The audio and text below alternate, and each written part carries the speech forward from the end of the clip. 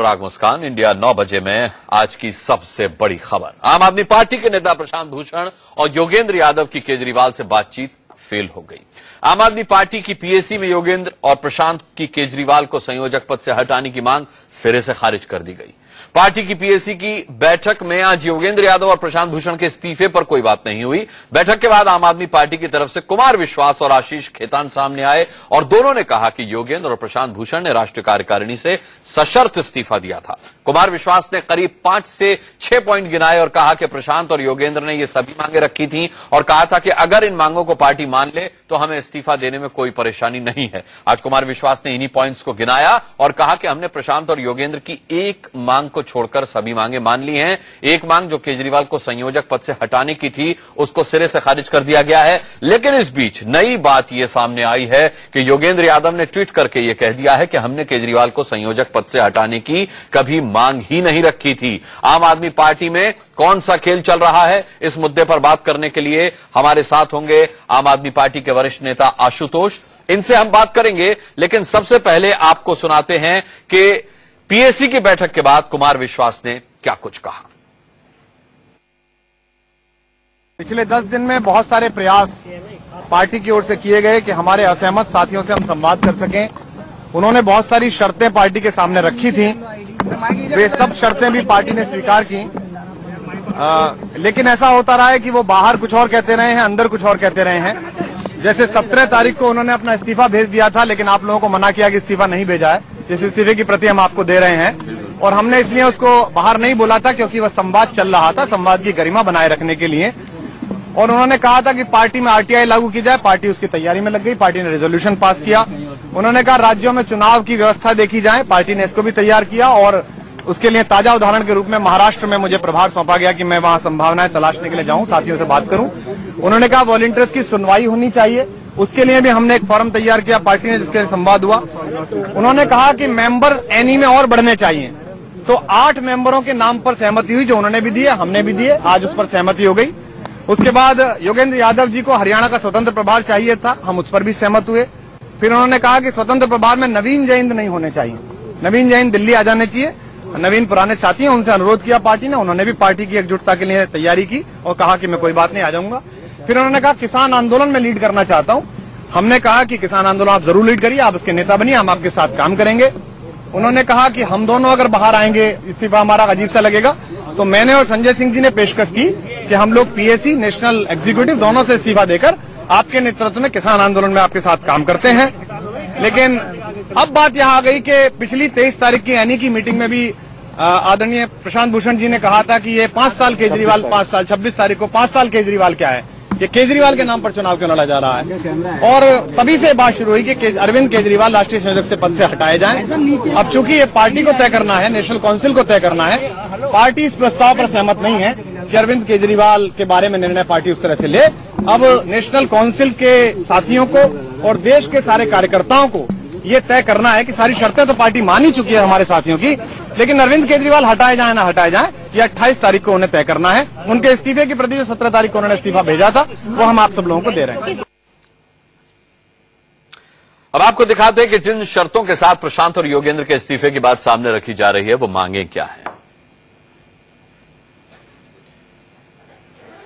ये आप देख सकते हैं वो पॉइंट्स। हाल ही में पार्टी से जुड़े 4 बड़े आरोपों की जांच राष्ट्रीय स्तर पर कराई जाए, सभी राज्य में लोकायुक्त को राष्ट्रीय लोकपाल की राय से तत्काल नियुक्त किया जाए, नीति कार्यक्रम और चुनाव के हर बड़े फैसले पर कार्यकर्ता की राय और वोटिंग हो, पार्टी सीआईसी के ऑर्डर के मुताबिक आरटीआई स्वीकार करने की घोषणा करे, राष्ट्रीय कार्यकारिणी के खाली पदों को राष्ट्रीय परिषद द्वारा गुप्त मतदान से भरा जाए, पंचायत और म्यूनिसिपैलिटी चुनाव में भागीदारी का फैसला राज्य इकाई के हाथ में दिया जाए। ये 6 मांगे थी जिन्हें मान लिया गया और यह कहा गया कि उस चिट्ठी में यह लिखा गया है कि अगर ये मांगे हमारी मान ली जाती हैं तो हमें इस्तीफा देने में कोई गुरेज नहीं है। लेकिन इसी बीच योगेंद्र यादव ने ताबड़तोड़ करके कई ट्वीट किए। उन्होंने साफ साफ पूछा कि पीएसी की ओर से हमारे इस्तीफे मंजूर करने की हास्यास्पद खबर सुन रहा हूं, क्या मेरे सहयोगी इस्तीफे की एक कॉपी सामने रखेंगे। इसके बाद उन्होंने फिर अगला ट्वीट किया। पहले यह ट्वीट आराम से पढ़ें, क्या मेरे सहयोगी इस्तीफे की एक कॉपी सामने रखेंगे अगर इस्तीफा हमने दिया है। फिर उन्होंने दूसरा ट्वीट किया। दूसरे ट्वीट में उन्होंने लिखा कि यह बेतुका दावा किया जा रहा है कि हमने अरविंद केजरीवाल के इस्तीफे के लिए जोर डाला। ना हमारे नोट में इसका जिक्र था, ना ही इस पर कभी चर्चा हुई। क्या वो कोई सबूत दे सकते हैं? अब आपको तीसरा ट्वीट दिखाते हैं, योगेंद्र यादव का तीसरा ट्वीट। इसमें उन्होंने लिखा है कि जिसे इस्तीफा कहा जा रहा है वो अंदरूनी बातचीत के लिए एक नोट है। हमने कहा अगर ये 5 शर्तें मान ली गई तो हम इस्तीफा देंगे। आइए अब चर्चा शुरू करते हैं। चर्चा में आशुतोष हमारे साथ जुड़े हैं, इंडिया न्यूज के मैनेजिंग एडिटर राणा यशवंत इस चर्चा का हिस्सा होंगे। सबसे पहले आशुतोष, आपसे जानना चाहेंगे कि ये कंफ्यूजन क्यों इतना फैल रहा है? क्यों योगेंद्र यादव ट्वीट करके सफाई दे रहे हैं? क्यों वो पूछ रहे हैं कि भाई अगर हमने इस्तीफा दिया है तो भैया उसकी एक कॉपी दिखा दीजिए, अगर हमने संयोजक पद से अरविंद केजरीवाल के इस्तीफे की मांग की है तो उसकी कॉपी दिखा दीजिए। ये तो एक अंदरूनी मामला था, हमने कहा था 5 मांगे मान ली जाए तो हम इस्तीफा देंगे, तो आप उसको इस तरीके से क्यों दिखा रहे हैं, पेश कर रहे हैं कि भाई राष्ट्रीय कार्यकारिणी में इस्तीफे की पेशकश की मांगे जाने पर?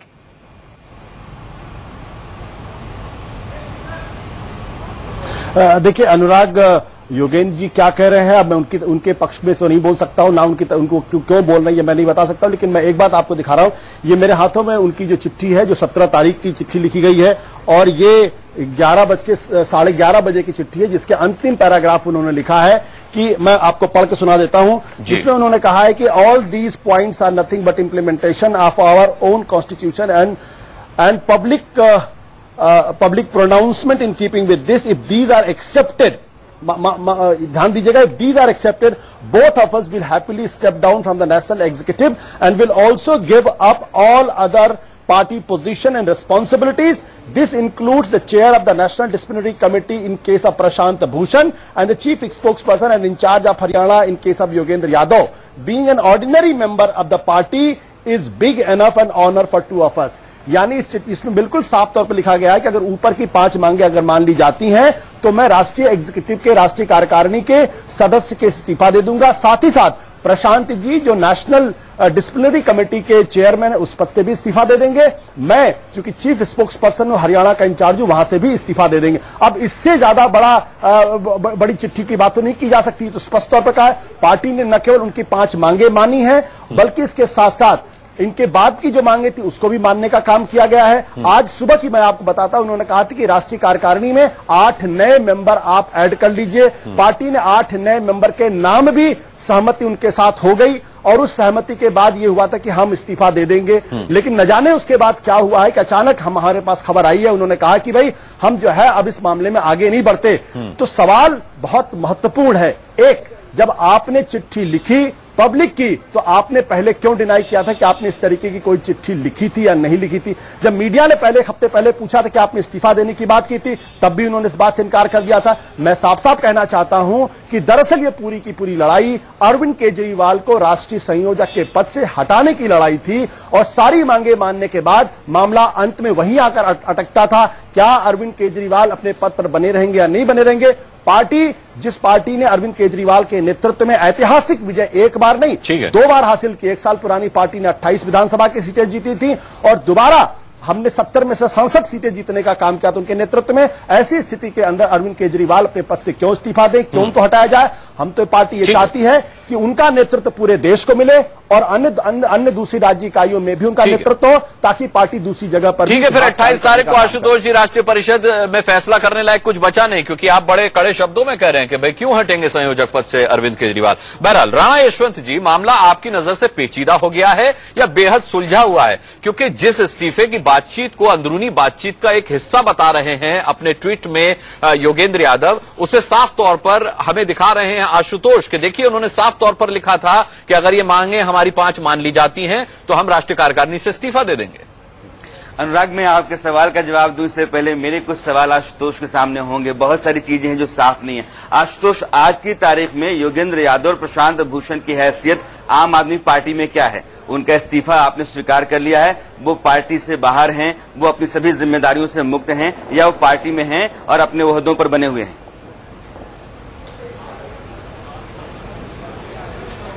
देखिए, बहुत अच्छा सवाल आपने किया है राणा यशवंत जी।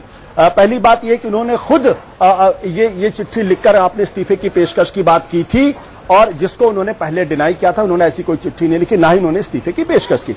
दूसरी बात, जहां तक उनके इस्तीफे को स्वीकार करने का मसला है, ये उनका इस्तीफा जो है वह राष्ट्रीय परिषद यानी नेशनल काउंसिल जो 28 तारीख को है वो उस पर अपना फैसला सुनाएगी कि उनका इस्तीफा एक्सेप्ट करना है या इस्तीफा एक्सेप्ट नहीं करना है। आज भी वो राष्ट्रीय कार्यकारिणी के सम्मानित सदस्य हैं, पार्टी के वरिष्ठ सदस्य हैं और सारी पदों पर बने हुए हैं। मैं तो सिर्फ इस ओर इशारा कर रहा था, ये बात कह रहा था कि जब उन्होंने खुद कही थी कि 5 मांगे अगर पार्टी मान ले तो अपने सारे पदों से मैं इस्तीफा दे दूंगा, जिसको उन्होंने डिनाई किया था, जिसको उन्होंने कहा था कि उन्होंने ऐसा कभी नहीं कहा, मैं सिर्फ उस ओर इशारा कर रहा हूं और उस चिट्ठी को भी आपके सामने दिखा रहा हूं। अरे लेकिन जितने पुरजोर तरीके से आशुतोष जी के पद से बल्कि सारे पदों से, ठीक है, लेकिन जितने पुरजोर तरीके से आप ये कह रहे हैं कि संयोजक पद से क्यों हटेंगे अरविंद केजरीवाल, जबकि पार्टी ने उनके नाम पर चुनाव लड़ा है और अब हम समझ गए कि राष्ट्रीय परिषद में जो ये फैसला होना है, क्या फैसला होगा ये तो आपके श्रीमुख से हम सुन पा रहे, तो उतनी ही बेबाकी से आप क्यों नहीं बता देते? जबकि कुमार विश्वास बाहर निकल के इस्तीफे की बात को रखते हैं, आप इस्तीफे के लिए कागज दिखा रहे हैं, तो फिर आप क्यों नहीं मान लेते कि ठीक है इस्तीफा स्वीकार कर लिया जाएगा?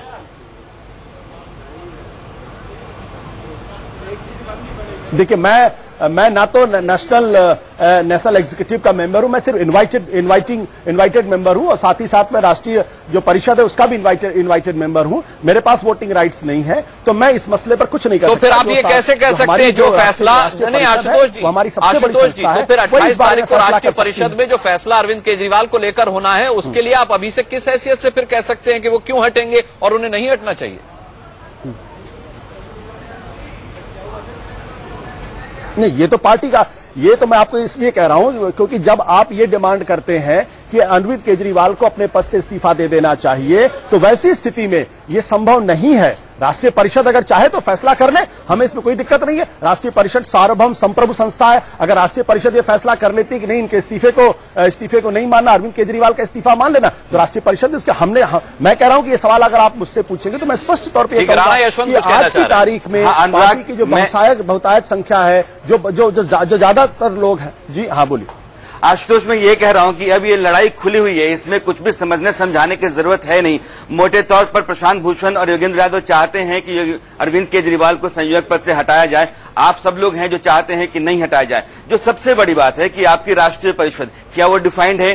क्या पिछले साल जनवरी में जो राष्ट्रीय परिषद हुई थी जिसमें 295 सदस्य थे, जिनकी सूची आपने इलेक्शन कमीशन को दे रखी है, वही सदस्य हैं या फिर राष्ट्रीय परिषद में कुछ और नए लोग होंगे? क्योंकि पिछले 3-4 दिनों से जो कुछ मैं सुन रहा हूं, या जिस तरह शांति भूषण ने कहा कि मैं कहीं से कोई बैठक नहीं कर रहा हूं, मैं कहीं से भी परिषद के लिए अपनी कोई लॉबी नहीं तैयार कर रहा हूं। अशोक तलवार की चिट्ठी अरविंद केजरीवाल के पास आती है 27 तारीख को आप मुझे क्यों बुला रहे हैं, 28 तारीख को परिषद की बैठक है, अरविंद केजरीवाल और उनके लोग जो हैं वो अलग से लामबंदी कर रहे हैं। तो राष्ट्रीय परिषद की जो शक्लो सूरत होगी वो क्या है?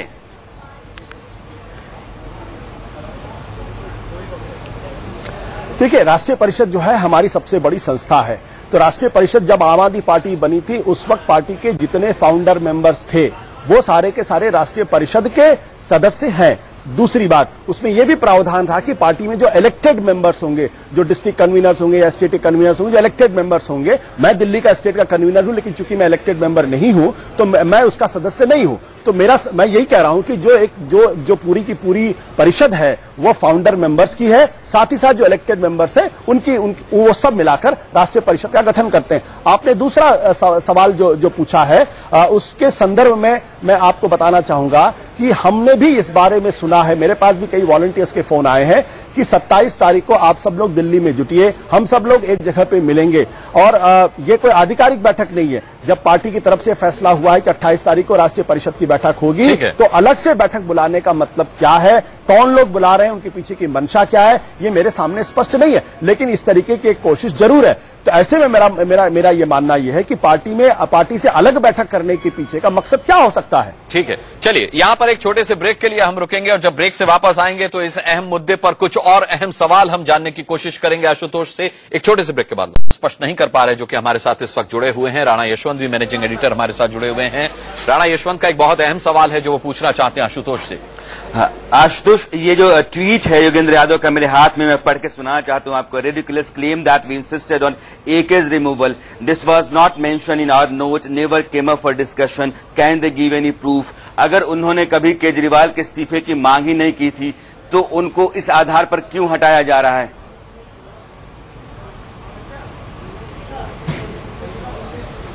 बिल्कुल, आपने जो योगेंद्र जी का जो ट्वीट है, मैंने भी उस ट्वीट को देखा है। मैं बहुत स्पष्ट बात कहना चाहता हूं कि हाँ, उन्होंने कभी किसी चिट्ठी में इस बात का जिक्र नहीं किया है, लेकिन पब्लिक में सार्वजनिक तौर पर कुछ और बातें कही जाती थी और अंदर जब बातचीत होती थी किसी और कुछ और बातें कही जाती थी।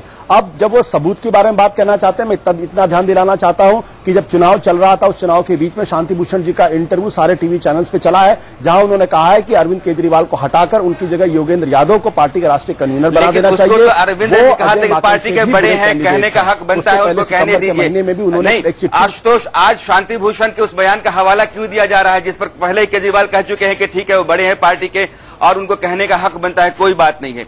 अब 26 तारीख की बैठक कार्यकारिणी की जो थी उसमें उन्होंने, प्रशांत भूषण ने कहा था कि भैया ये केजरीवाल कौन होता है, 5 साल केजरीवाल, ये नारा क्यों दिया गया, यह बात आज क्यों उठ रही है। मोटे तौर पर वो ये दिखाना चाहते हैं कि आम आदमी पार्टी, केजरीवाल उनको पार्टी से बाहर करना चाहते हैं। लिखित तौर पर मेरी कहीं कोई शिकायत नहीं है और सिर्फ ये कह करके कि केजरीवाल को आप हटाना चाहते हैं, इस आधार पर आप हमें पार्टी से बाहर निकालना चाहते हैं, हमें बाहर का रास्ता दिखाना चाहते हैं।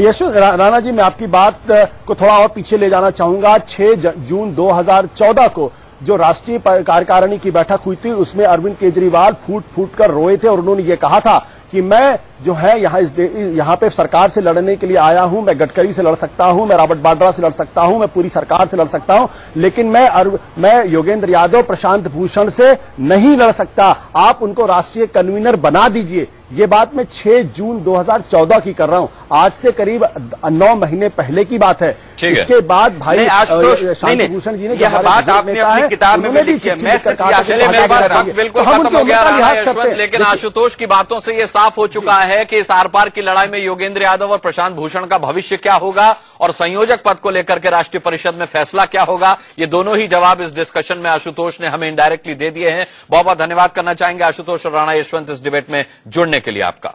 इसी के साथ यहां रुकेंगे एक छोटे से ब्रेक के लिए।